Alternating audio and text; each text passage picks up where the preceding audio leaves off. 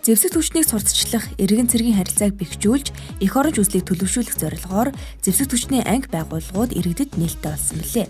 3 дугаар сарын 18 буюу Монгол Цэргийн өдрийг тохиолдуулан Сүхбаатар дүүргийн 3 дугаар сургуулийн Ахлах ангийн сурагчид зэвсэг түвшний 150 дугаар ангитай танилцах аялал хийсэн юм а.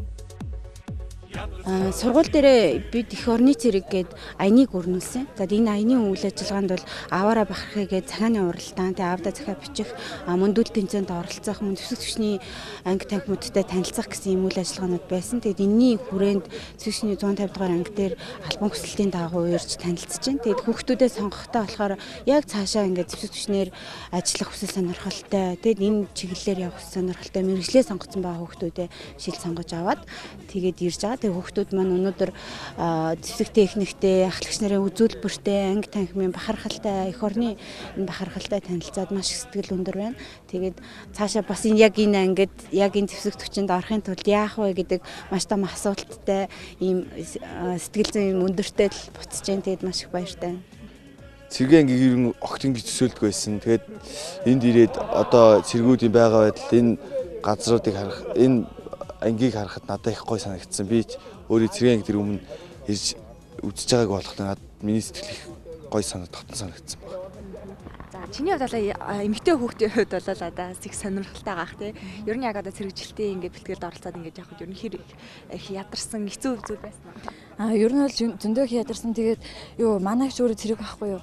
Тэгээд дандаа ингээд ядарлаа гэдээ орж ирдэг гэсэн. Тэгэхээр тэрийг ерөөсөй ойлгохгүй сүртэй мөртэй ингээд боддог гэсэн чинь яг ингээд өөрөө биеэр мэдрээд ирэхээр ингээд шал өөрөө тийм үлээ. Айгүй хэцүү, хүнд хэцүү. Тэгээд яг ингээд өөрөө дотор нь ороод ирэхээр сүлдээ тэр хэцүү байсан ч гэсэн цэрэг болмоор санагдаад нэг тиймэрхүү.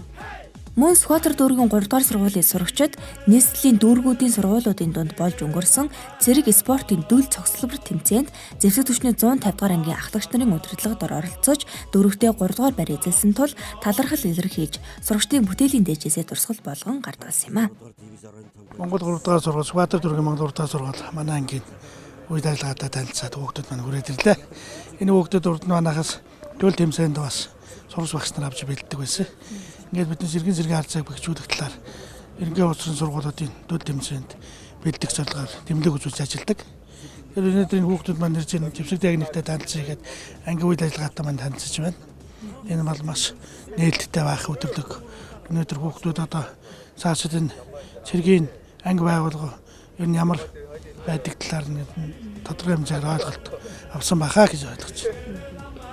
Сүхбаатар дүүргийн 3 дугаар сургуулийн сурагчид энэ аяллыг хийснээр цэргийн хүмүүсийн ажил амьдралтай танилцаж тэдний хүндэтгэх багаархах сэтгэл улам их төрсөн хэмээн онцолж байсан юм. Зэвсэг түвшний 150 дугаар ангиас Light News мэдээллээ.